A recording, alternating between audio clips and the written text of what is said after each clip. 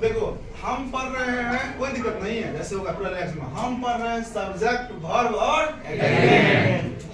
अरे ये क्या है, जैसे होता है जी, हम लोग का बनाते हैं क्या, हम लोग का जैसे खीर बनाते हैं और खीर में कुछ और बढ़िया कुछ बना दे तो क्या बनता है, कथी का नाम है, जलसा की क्या होता है, हिलसा। क्या होता है, हिलसा। नाम से न डर गए जी। मैं पहली बार, जैसे मैं अपनी बात बता रहा हूँ, मुझे पता नहीं था कि शाही पनीर क्या होता है, सही बता रहा हूँ, चिली पनीर क्या होता है, प्याजी पनीर क्या होता है, मैं तो सिर्फ पनीर का नाम नहीं सुना था। बोला शाही पनीर खाए सर, हम तो कभी खाए नहीं, काहे गोप मारेंगे जो भी खाए है शाही पनीर जी।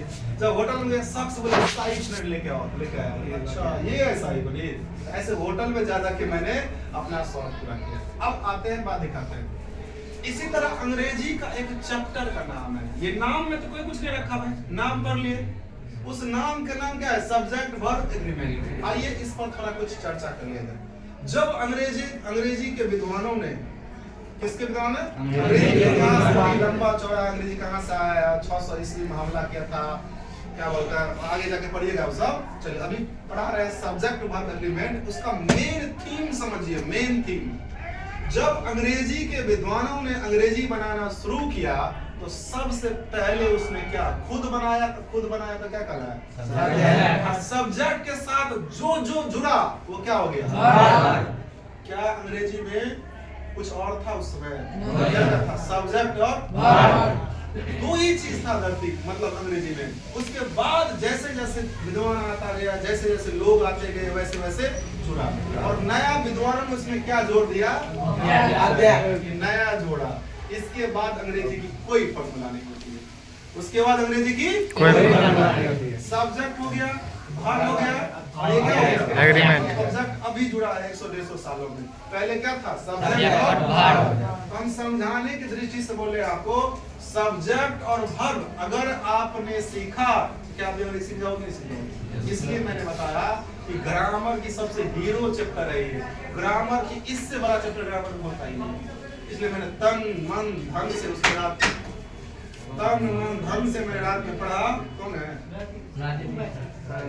तन मन धन से मैंने इसको पढ़ा, और पढ़ने के बाद मैंने आपको क्या किया, समझ में आ गया ना। चलो, तो जब अंग्रेजी बना तो क्या आया, सब्जेक्ट, उसके बाद क्या आया, वर्ब। अब सब्जेक्ट और वर्ब आया तो सब्जेक्ट की ना औकात बता दिया कि सब्जेक्ट क्या क्या हो सकता है।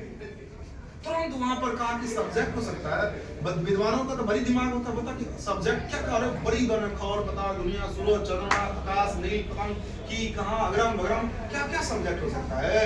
बच्चा तो कंफ्यूज हो जाएगा, कितना सब्जेक्ट, मतलब बहुत कुछ हो सकता है दुनिया में, जो भी चीज आप देख रहे हैं सबका सब क्या है, सब्जेक्ट। उसको आप गिन सकते हैं। विद्वान ने कहा कि नहीं, ऐसी बात नहीं है, सब्जेक्ट दो ही होगा। सब्जेक्ट क्या होगा, दो ही, या तो सिंगुलर होगा या फिर क्या होगा, कहानी खत्म। आसान कर दिया कि चीजों को, चीजों की आसान किया ना, बोला कि साथ पर्दा, खिड़की, बॉल, बटन सब सब्जेक्ट है, नहीं ऐसा नहीं होगा। सब्जेक्ट के बारे में दो ही नियम होगा, कितना नियम होगा, दो ही, या तो सिंगुलर होगा या फिर वर्ब के बारे में आया, वर्ब भी बोला, अरे बाप रे बाप, वर्ब भी तो 1 करोड़ लाखों है, इसके बारे में 1 करोड़ नियम कैसे याद करेगा। विद्वानों को तेज तलाक दिमाग होती है, उसने तुरंत क्या किया, एक रूल अपनाया। इसने भी कहा कि या तो ये सिंगुलर होगा या सिंगुलर। और देखो बचपन में जो चीज आपके लिए सिंगुलर लग रहा था, बचपन में 8, 9, 10 में जो चीज आपके लिए सिंगुलर आ रहा था, आज वो चीज कितना एडवांस रूप में काम करता है, नहीं काम करता है, वही चीज सेम काम करता है। अब देखो ये सब्जेक्ट के बारे में विद्वानों ने कितना तर्क दिया, क्या बात सही है, दो ही बात सही है, या तो सिंगुलर होगा या फिर तीसरा बात गलत है कि सही है, गलत। तीसरा बात अगर कोई करे तो समझ लेना कि गप्पे मार रहा है, स्टाइल मार रहा है, कुछ नहीं कर रहा है, उससे कुछ होने वाला नहीं है। अगर सब्जेक्ट के बारे में सिंगुलर और प्लूरल के अलावा कुछ और बात करे, बाबू क्या कर रहा है, गप्पे मार रहा है। क्योंकि जिस समय अंग्रेजी बना था उस समय विद्वानों ने क्या कर दिया था, कोई नहीं बताया था, या तो वो सिंगुलर होगा या प्लूरल।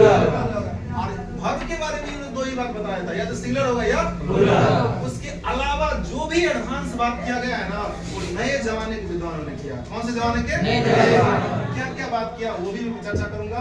फिलहाल बेस तो समझ गए, ये सिंगुलर है और ये प्लूरल। सब्जेक्ट की क्या औकात है बताओ, या तो वो सिंगुलर हो सकता है, इतना ही उसकी औकात है, उसका और कोई औकात नहीं है। और जमाने के हिसाब से, धरती के हिसाब से बोलते रहते हैं ना, नहीं होता है हिसाब से बोल होता है। जो मनुष्य जन्म लेता है, इंसान जब जन्म लेता है तो उसकी दो ही औकात होती है, या तो वो लड़का हो या फिर लड़की है, कोई भी बन जाता है हिजड़ा। नियम फेल हुआ कि नहीं? ऐसे ही कभी कभी होगा, हिजड़ा वाला ये भी रूप ले लेगा, वो अलग बात है। जो हकीकत है वो ना बात करें हमने, नहीं समझ रही? जब रूप लेगा अलग तो बता देंगे कि ऐसे ऐसे बात किया था, समझ में आ गया ना? सब्जेक्ट के बारे में कितना बात सही है? दो ही। वर्ब के बारे में कितना सही है? दो ही। सब्जेक्ट के बारे में दो ही बात सही, वर्ब के बारे में दो ही बात सही। जब अंग्रेजी बना तो क्या आया? सब्जेक्ट। और बाद में क्या जुड़ा? क्या क्या क्या वो बात बताइए। अंग्रेजी का मेन थीम क्या है? अंग्रेजी का अभी जो स्टाइल में चल रहा है सब्जेक्ट वर्ब और ऑब्जेक्ट, यही है मेन चीज।